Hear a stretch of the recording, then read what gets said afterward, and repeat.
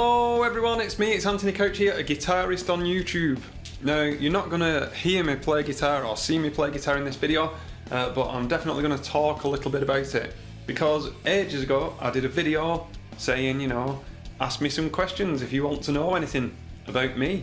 And I was bowled over by the response. I'm armed with my phone with all the video comments on there, and a nice cup of tea, which is actually in one of those nice mugs with a nice matte finish that I just like to rub gently against my face. Just because it feels nice. So, I'm not going to waste any time, I'm just going to jump straight in with the first question.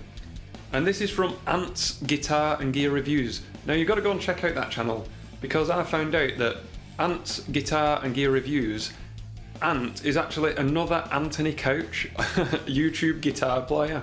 That is beyond coincidence, and that we would find each other's channels. He does incredible stuff. Go and check out his channel. But he asks, what sort of music do you listen to?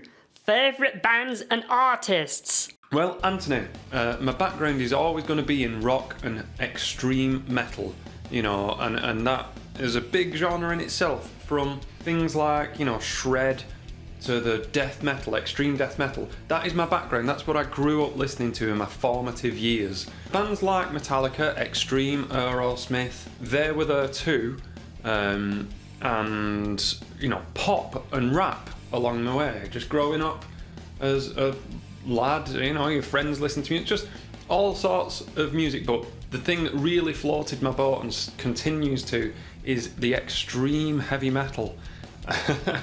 But along the way I have grown a extreme love of jazz, classical piano. Been listening a lot to Schubert recently, very high arty-farty, I know. I mean, I could do an entire video on any one genre that I listen to. The quick answer is there's only two genres that I don't tend to listen to. It's that I've got nothing against them, but I've probably just not heard the right songs from that genre to get me going, and that's country music and reggae.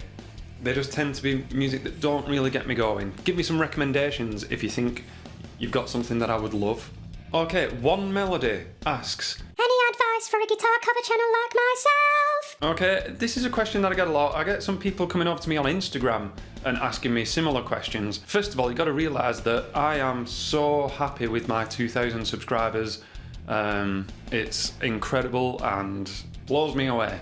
But in the grand scheme of YouTube, take what I'm about to say with a pinch of salt, because there's some people with like 50 billion times more than me. So in my experience, if you want people to watch your channel and you're first starting out, good thumbnails, good lighting, good camera, keep doing what you're doing. There's a saying, fake it till you make it. Talk to the camera. Maybe, okay, so if you're a guitar cover channel, I'm going to guess that you start your videos and you play it. How about a little chat beforehand and afterwards? Talk about why you're doing the cover. I think people like to see you as well as your guitar playing, because music and social media is an extremely social thing to do. Never forget that it's a way of communicating, and people like that. Anyone who comments on your videos, try your best to comment back, and fake it till you make it. Keep doing what you're doing, and eventually the ball gets rolling. That's what I've learned, and it's so good, it's amazing. Okay, so Jay's Music School says, I know it's not guitar related, but I love your thumbnails. How do you make them? Mine are fairly dull. Well, Jay, thank you for noticing, and thank you for saying. I use GIMP. I would probably say that the best thing is to make them striking. Look at them on your phone. Look at them on your phone, because that's a tiny screen. Make them on your computer, but check them on your phone. Make the background striking, but make you stick out in some way. I like to put the black and white border around me, and then white titles with black, just contrast.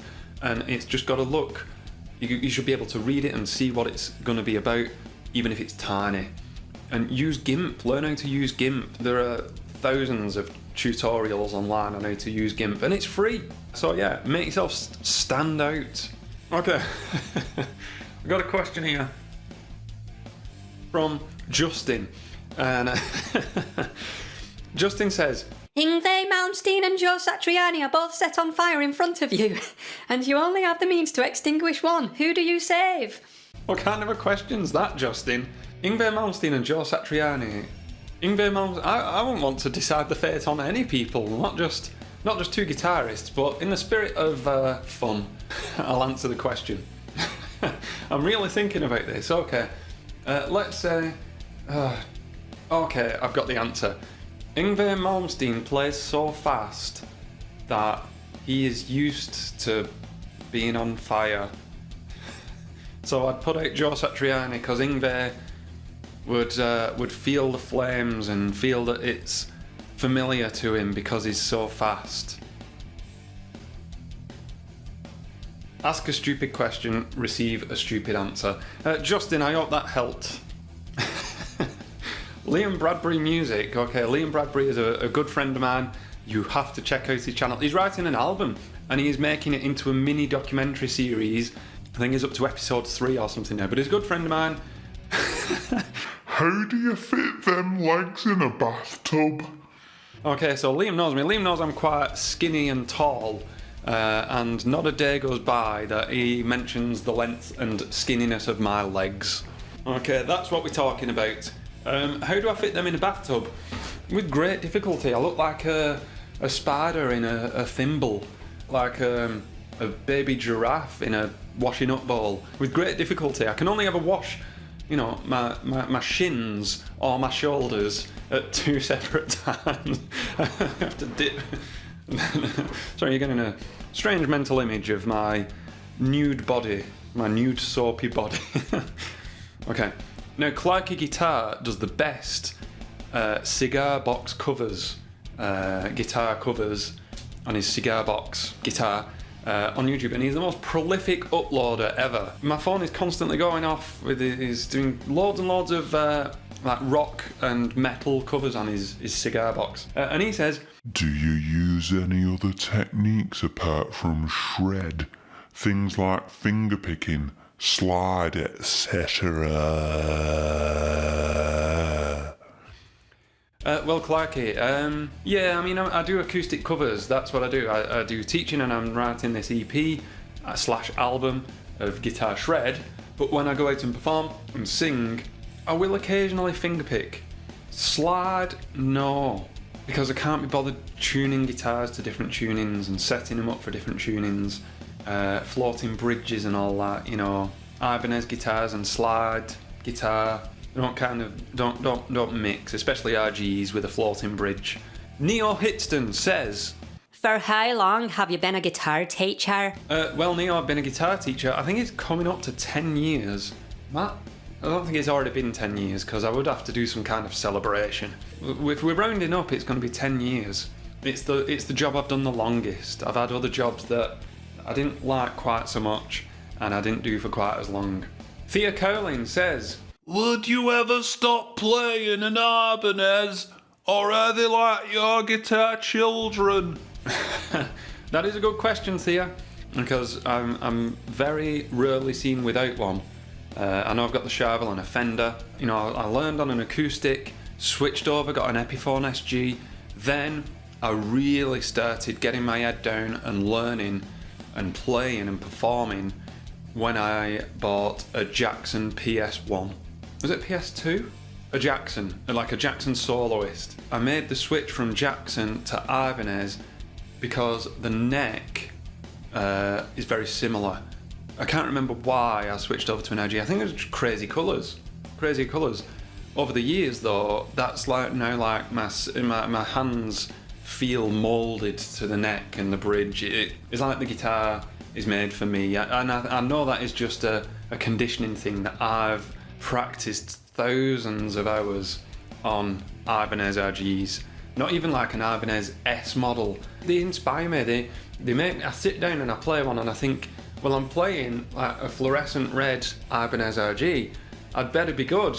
So it makes me think, I've got to practice those scales. I've got to practice that arpeggio because look at this, what I'm playing. It's like a football player with like fluorescent bright shoes. It's a statement thing. It's like a big look at me. So if I want people to look at me, I've got to give them something to look at, to listen to, as well. I might grow up one day, but the last guitar I bought was fluorescent red. So, who knows? Who knows? Maybe one day, but probably not. Riffs by Reese says, How many guitars do you own, and what is your go-to guitar? okay, well I've got 10 stringed instruments. That's including a bass guitar and an acoustic guitar. 11 if you count a ukulele as well. My go-to guitar. Do you know what? The reason why I've got, I've already mentioned that I love Ibanez RGs, and they are probably my. If I had to answer, if you held me down, you pinned me down, I would probably say that an RG is my go-to guitar. But really, when I think about my day-to-day playing and practicing and teaching, because I take my electric guitars to lessons, I don't really have one. I will take the Sharble and the Fender and the acoustic equally and pick them up and play them. I find sometimes I get inspired by picking up a 22 fret Strat style guitar or single coil pickup. There's no factor really. It probably has to average out though, because I've got 4 or 5 RGs that it'd probably be the RG shape, but there's not one of my guitars that I favour more than the others. But my 550 Genesis is probably recently the one that I play just a little bit more because it's newer and it's fluorescent red, which, you know, that makes it better. And there we go. Hopefully that wasn't too boring. It feels very odd still to think that, you know, to just talk in front of a camera. There was no guitar playing at all. So just let me know if I was boring, and if, you know, if I reach 3,000 subscribers, another Q&A. Just let me know if, you know, don't bother, it's boring, it's too boring. But hopefully you found it in some way entertaining. But anyway, I've been Anthony Couch. I'm gonna finish off by saying to the 2,000 subscribers that I've got, thank you so much. And I'm just gonna keep doing what I'm doing, and if you like it, that's good, innit? That's good. Whatever. Right, thank you very much. Bye.